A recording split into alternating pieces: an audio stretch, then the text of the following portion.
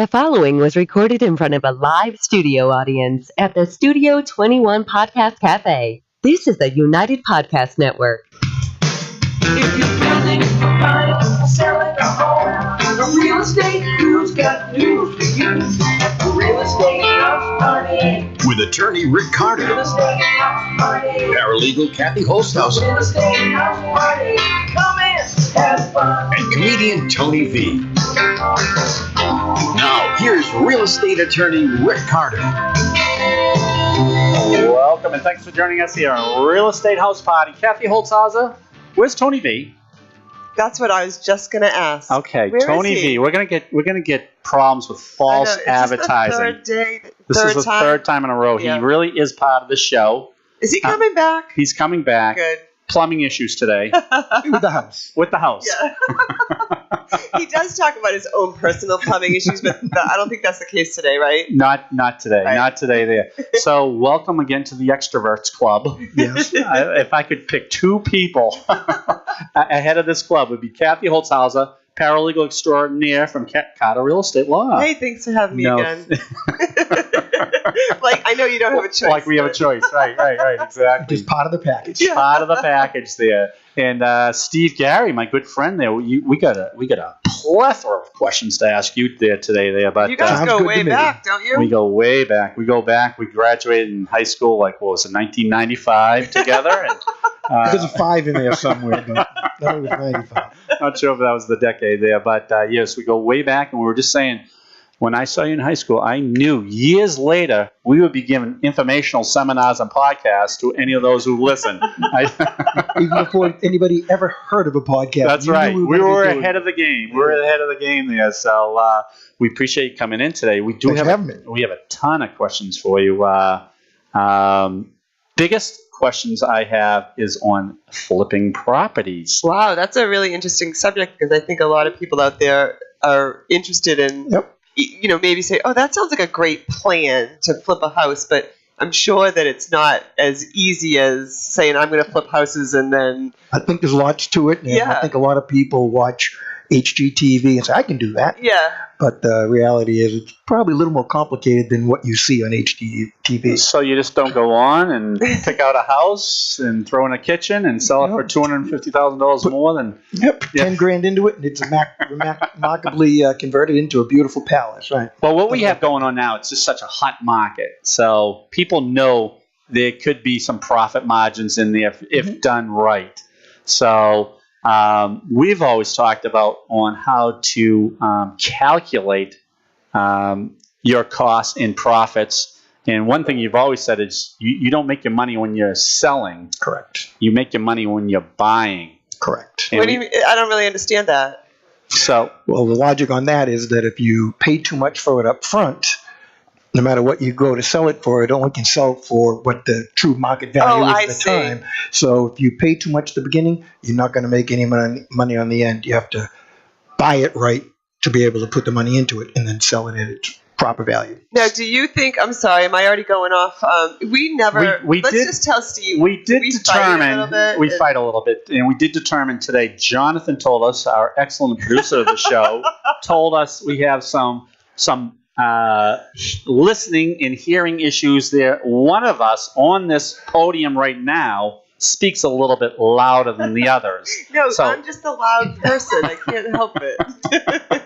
I think it'd be a competition between the two of you. But No, so you Rick, you just told us that when it's a hot market that flipping could be profitable. But in my head, I was thinking, well, maybe if it's in a slower market, you might get a good deal on the house, put your renovations in, and it's probably a better house than what's on the market in the slower market and sell it quicker. Like, you're very perceptive. okay. So That's why my don't- first compliment out of Steve. He's getting it. Oh, now you like Steve. He's your favorite all of a sudden here. Steve, why don't you tell us then, related to that, then how would you've gone to a lot of these seminars. Tell us, give us the Reader's Digest version on how to calculate profits, things like that, Well, there are a number. when you're purchasing a property to flip. Right. So there's a number of different course curriculum out there for flipping properties. The one that I took had a formula that they use, and so the formula that this particular curriculum had was, when you find a piece of property, the first thing you do is you need to look at the comps and determine what the value of that property would be after it's repaired, what its true market value will be as a fixed up comp. And then from there, you can start backing out the numbers to determine what you can pay for it. And the first piece of that equation is to determine what you want out of it from a profit perspective. So whether it's 20% of the after repair value, which is a very nice profit margin, but in this particular market, I'm not seeing many people being able to do that. So you take that profit percentage and take it out of what the after repair value is. Then you've got to figure out what your repair costs are. And you have to have some knowledge and some idea of what those repair costs would be to be able to come up with that repair cost. Whether you look at a roof and you figure out what it is per square to repair a roof, you got to figure out what it is to replace windows, electrical, kitchens and baths, and labs, and that sort of thing. And from there, you can determine what your repair costs are going to be.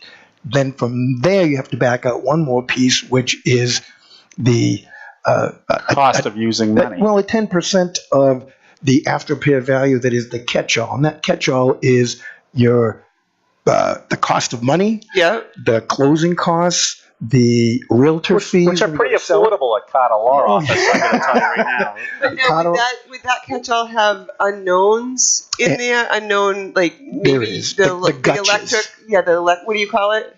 The gotchas. The gotchas, the things that you can't see when you bought the house. Oh, the gotchas. I got it. Gotcha. Or the oh shoots. Or something like that. Something along those lines. And usually what you try and do to make sure there's enough of a buffer in there to account for the unknown or the unseen is to take what you've calculated your repair cost to be and take 10 to 15% of that and add that in as the gotcha. Shoot. Bummer. So the way you make money, as we were saying, actually, it sounds like there's two major variables, right? Not when you're selling, because you're pretty much going to be predicting what you're going to be able to sell it for. Because you're by the comps, going to have comps. So the way you make your money is you got to buy right, and you got to estimate costs that are involved pretty accurately. Well, so when you look at a flipped house, I love the subject because we all watch the TV and we watch Joanna and Chip and all those guys, and they make it seem so easy, right? You go in and so affordable. She wants to put shiplap up everywhere, and he's fine with that and whatnot. But is it you? Do you have the eye for like whether the kitchen just needs a little upgrade or if it needs a complete demo, or like is it you, like, or do you have people that are behind you that say no? Like, do you have a Joanna? Well, my wife would like to claim that she's Joanna, but you can usually tell, I think, when you go in to tell a property can just be spruced up or needs to be redone. Okay. And so the most recent project that I had ended up being more of a restoration than a traditional flip, but it needed a complete all-new kitchen. And you'll find that sometimes trying to restore or salvage what's there can often be even more expensive than starting from scratch. You end up with a end product that probably isn't as good either. So when it comes to kitchens and baths, I think you'll find most people that are looking to flip properties will pretty much go in and redo it. They gut the whole thing and start over. Well, that's where potential buyers look for. They look for that updated kitchen and bath. Right. So that's where your best money is spent. Or your money's best spent. Now, in your last project, you definitely aren't the norm. No. As a flipper.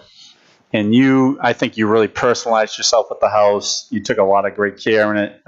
So did you actually do the work yourself, or did you hire people to do it, or both. what's your what's your expertise other than flipping houses? It's not something that has been a long-term career for me. I spent many, many years in corporate America. Right. So what do you like to work on? Like, are you a carpenter or?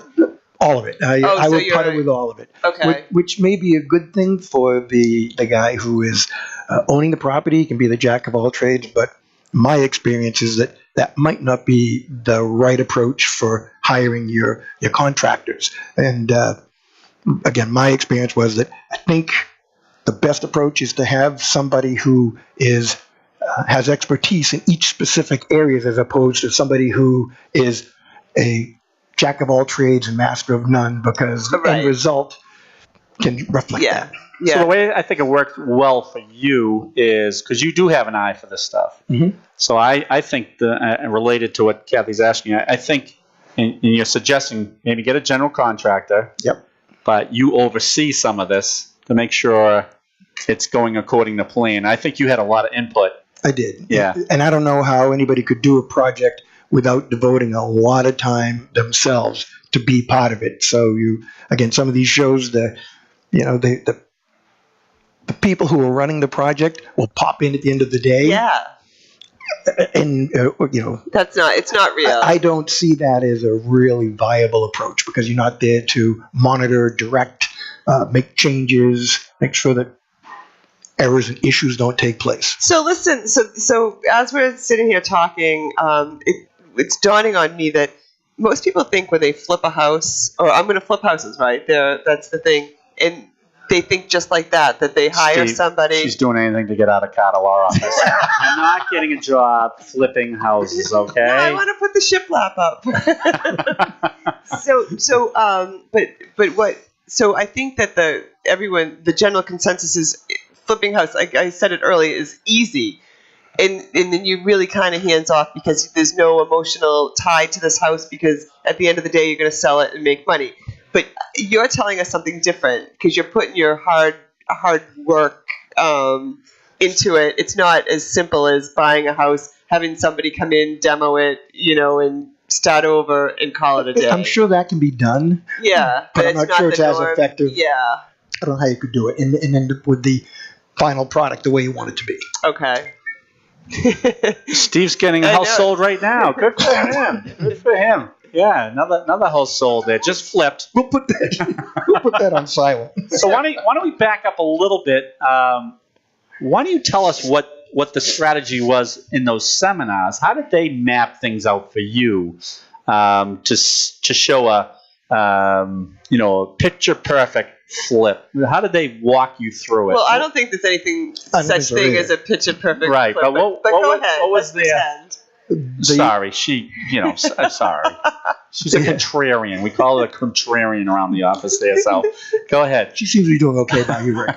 So, in the world, the panacea world, yes, it would be to find a piece of property that's distressed, that nobody else is interested in, that you can come in and work a deal with the owners and buy it at, 30-50% of what its value is.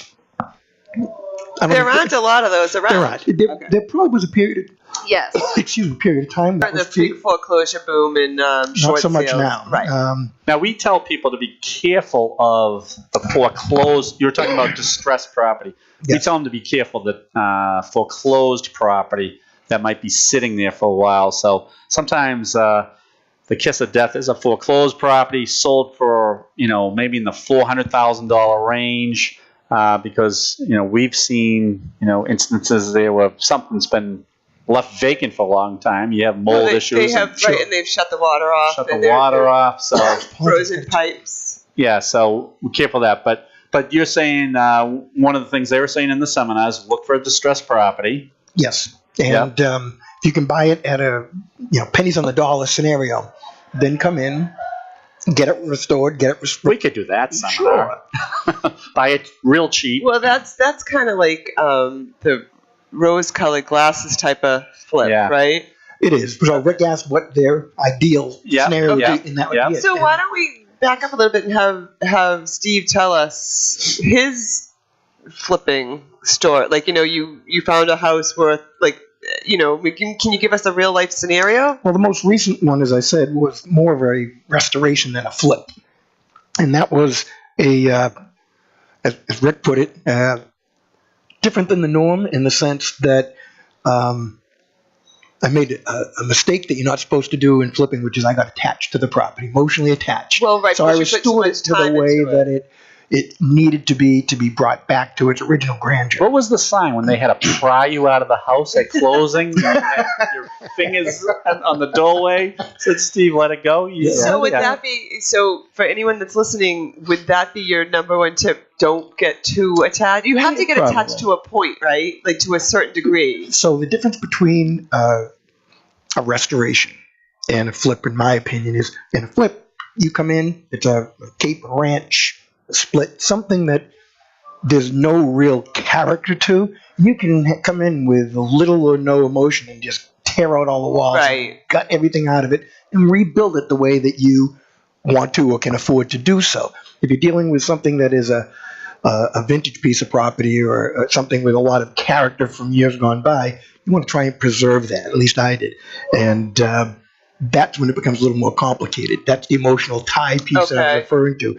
But to be able to come into a 60s ranch or split, no problem with tearing walls and bathrooms and just tearing it apart and rebuilding it the way it needs to be done. Right. Plus, you also had concerns about yours was in a historic part of the town. It was, but there were no limits or restrictions. It wasn't part of the Historic Commission regulations. So. Right. So you personalize yourself to it, which is good in some ways. But I think a lot of flippers do not do that. I agree. So because most of the flippers that we're talking about, I think, are doing those ranches and splits, and they're just moving on. And if they're buying an older piece of property, it's often something that's been neglected and abused to the point where there's probably not much left to try and salvage from the historic or architectural perspective anyway. So they're back to that. Let's go ahead and tear it apart and redo it. It also depends on where it is, right? I mean, location Right. is very important.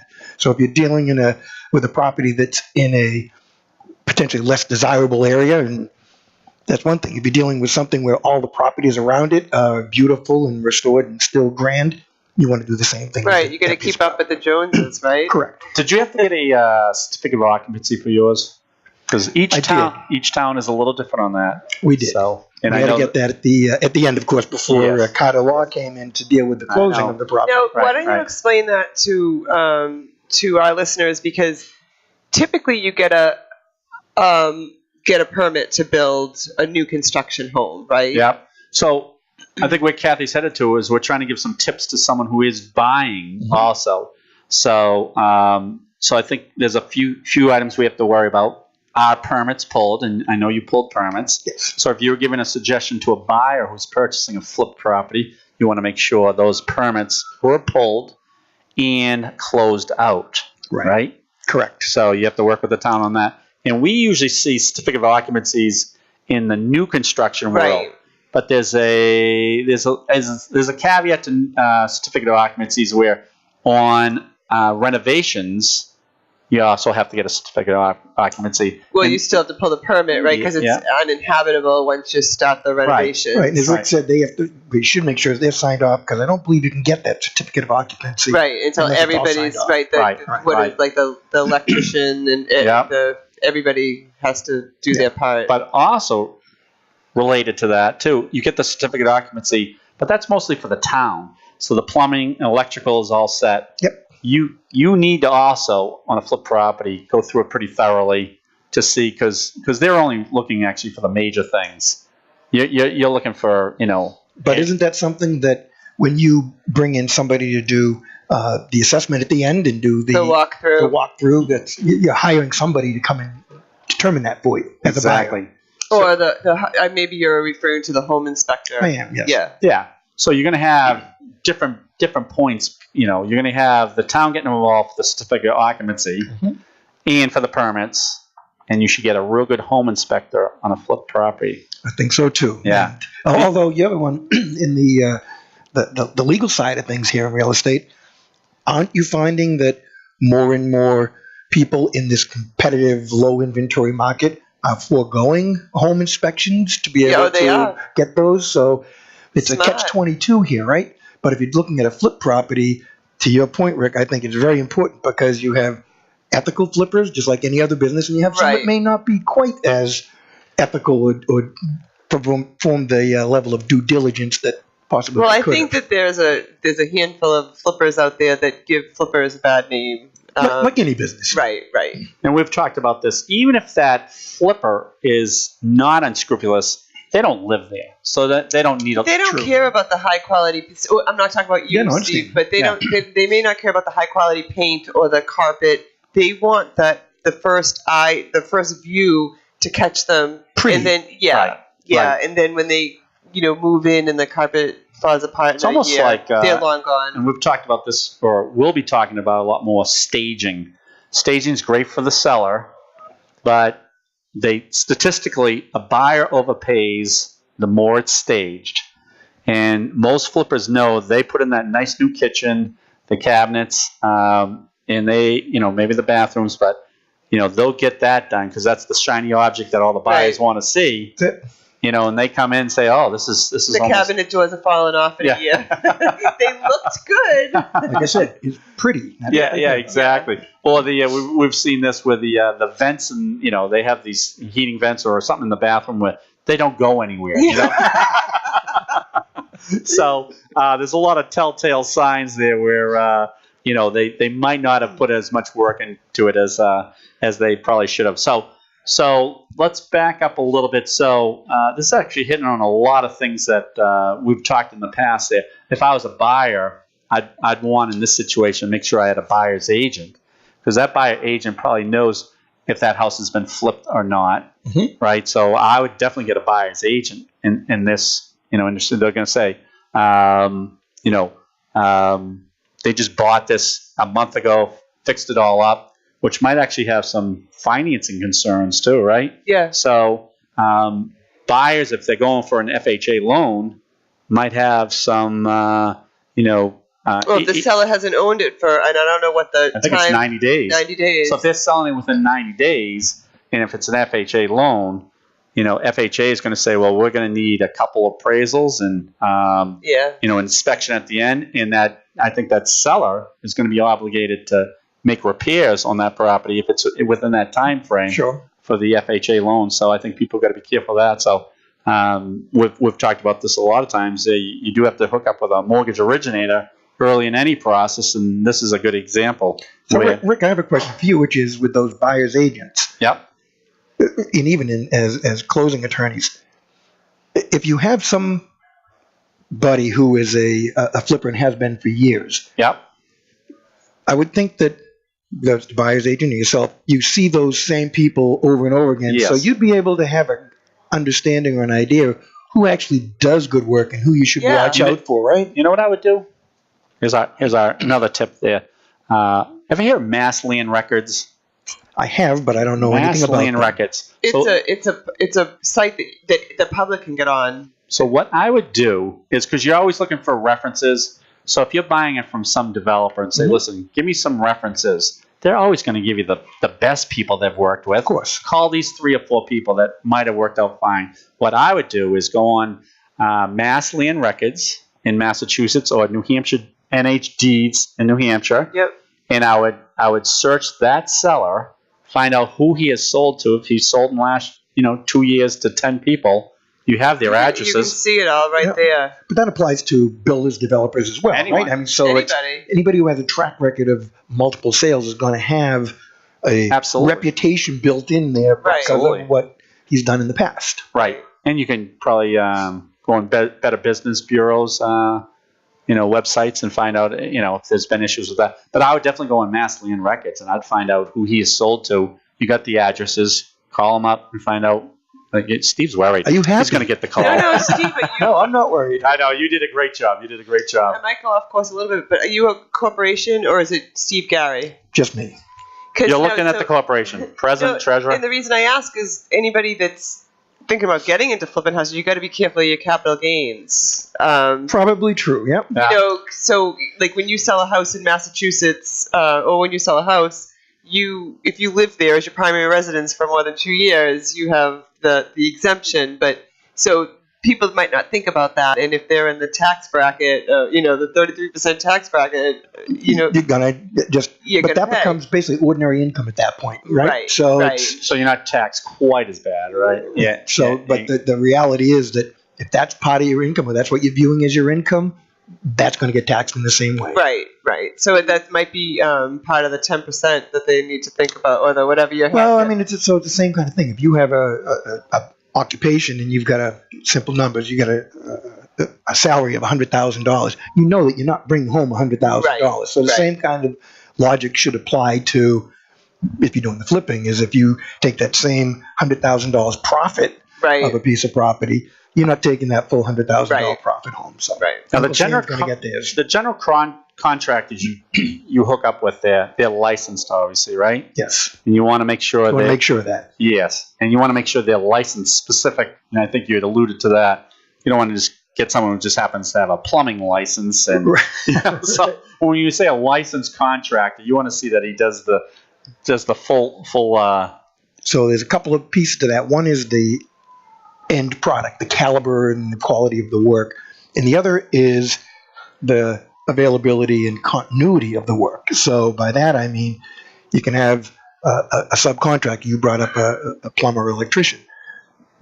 They may do great work, but what my experience was that if they're already spread thin over multiple jobs, the frustration and the anxiety tied with having them meeting your timelines and being where they're supposed to be as often and when they're supposed to be can be an added element of stress that you really don't want as part of the project.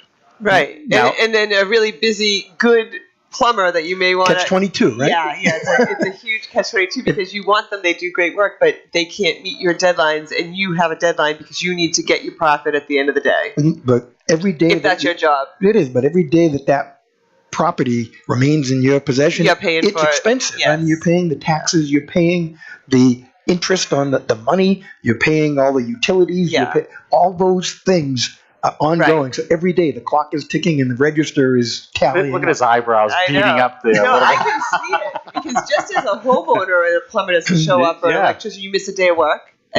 It's problematic if you have a lot of work to do, or if you have a mean boss. It's more than that. Because now that's a hypothetical. That clearly isn't the case. She wasn't talking about that. That's what I meant. That's what I meant. But it's even more problematic in a big project. Right. Because if the plumbing building block isn't done, there's other building blocks that build on top of him. So, so now you have all your subcontractors waiting for this. And he'll go to another job. You might not get that next guy back now because when you need him, because his schedule got messed up because of the delay in the electrician. So a buyer who's buying this, and is at your time frame, Mercy, right? So not necessarily Steve, but his plumber. Right, exactly. So that's hypothetical. That's one other point. The other point too is you got to make sure those subcontractors are paid because they could absolutely. So are you paying them before you sell the house? So there's a couple of ways that can get set up. The general contractor will sometimes have those subs, and he's responsible for paying them. Yeah. If he's not taking care of them, they're not going to be rushing back to your job. And if you don't realize that that's what's going on, you're paying the price for it. So in this particular last project that Rick and I were just talking about, I paid all the subs myself directly to make sure there were no questions. They were showing up, they were getting paid, and I'm sure they were getting paid. The showing up part was what it was trying to manage, but there was challenges there too. So now, when you sold that property, the closing attorney, and I think they did, the real estate did a really good job. But I think the paralegal, the real estate paralegal, extraordinary. Was extraordinary, yeah. This is why I'm calling this the all extroverts club between you two there. I know. Conceited club, or however you. But you got to make sure that seller is signing off that all the mechanics. There's going to be no mechanics liens after the closing because in Massachusetts, they can put a lien on after the closing. So usually, as a closing attorney, we check see if there's any liens on that house before Steve Gary sells it. Yes, but in Massachusetts and many states, they allow a mechanic X amount of days after the closing because there might not be enough time to put a lien on. So they could X amount of days after the closing that we can't catch as a closing attorney. As good as you are, Kathy Holtshouser, we might not be able to catch that. So you got to make sure that seller is signing an affidavit saying that there aren't going to be, or there are no mechanics liens in the works, or whatnot. Right, but those mechanics liens referring to, for those that don't know, are the plumbers, the electricians, the sheetrockers, the driveway pavers. Anybody that you have not paid exactly for doing work on that particular property. Exactly. All right. So we're kind of bringing it full circle. Give us a few suggestions you got out of the seminar, and then I'm going to ask you for a few suggestions you have for people buying flip properties and for a few people that are selling. Right, because then we're going to have to wrap it up. Absolutely. After that. So that's So a from a- three-pronged question, but this might be a nice way to wrap everything up. So from a seminar perspective, So what you got out of the seminar? Yep. yep. So I think what someone gets out of it is all individualized by the people taking the course. So the courses can be very expensive. Yep. They range, $15,000, $30,000, $50,000, big money. And Wow. do you think you get $30,000 worth of value? Probably not, in my opinion. Some people probably say yes, and I think the logic behind being able to charge those kind of amounts is you pay. It's like the old transmission commercial. You can pay me now, or you can pay me later. So by taking the course, you may be able to avoid some serious and very expensive pitfalls down the road that could cost you far greater than that $30,000. So if you pay the $30,000 or whatever the number is for that course curriculum today, you may be able to avoid those challenges and costly pitfalls down the road. Give us one of the biggest pitfalls they said to watch out for. You put me on the spot. No, I bet it's overpaying for your Right. house. Well, that's Overpaying actually for the probably house. one of the best. So that's the big one. That's a good one. And not calculating the costs involved. Yep, and overlooking what some of those costs might be. Yes. So Okay. Or we didn't take the course, but we could probably figure it out. you've been in the we do that. No, is that you don't know your market. You don't know the town that if you're buying in Reading, you better know the market. You better know what someone's willing to pay for a house in that specific town. To that point, you got to make sure your comps are there. It's ironic you say that because there's actually a whole segment within the curriculum that is on Know Your Market. Yeah. So I think a that's very with good any point. real estate agent or anybody buying a house or selling a house. You have to know what you're up against. Sure, because you can look at that house in Lowell, and the house looks just like it a few hundred yards down the road in Andover, yeah. and you say, oh, that house there is worth $1 million. So this one here must be, at $900,000. It's a bargain. Not so. It's a different. It's a different the zip code makes a big difference. Huge difference. So that's probably your suggestion. We hit upon what you got out of the seminar, and that's probably the best point for. I think the formula was the most valuable piece for me, which was I was explaining earlier. There's obviously more pieces and parts to it, but that's kind of the general concept that I think was what I took most out of And it. a great suggestion for a seller is know your market, right? Or even a buyer that's going to Same thing. flip. So that's probably our last question. If you were giving advice to a buyer buying a flip property, Is know your market, know what the comps are, and something you mentioned earlier, Rick, make sure that you have a home inspection done, because unless you very know who thorough that person home is who did the renovations, you might want to make sure you avoid that unscrupulous one that you referred to, who, as long as it's made pretty, put the lipstick on the pig, as the saying goes. We always love that. I love that expression there. You want to make sure that it's not just that. So this has been a great show. I remember. It's been fun. I think we should have. We always want every one of our guests to We come want back. Steve back. We love Steve. The last time Steve was on the show, he gave the immortal line there.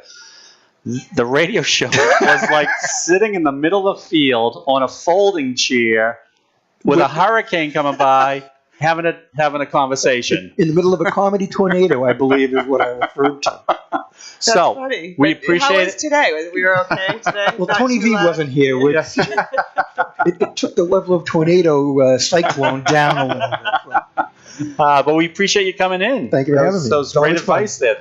Thanks for joining us here Yeah. on Real Estate House Party with Attorney Rick Carter, the paralegal extraordinaire Kathy Holtshouser, and Mr. Steve Gary. Thanks again. Filling in for Tony V. Very nicely. Who actually is still part of the show. Thank you. We'll see you next time.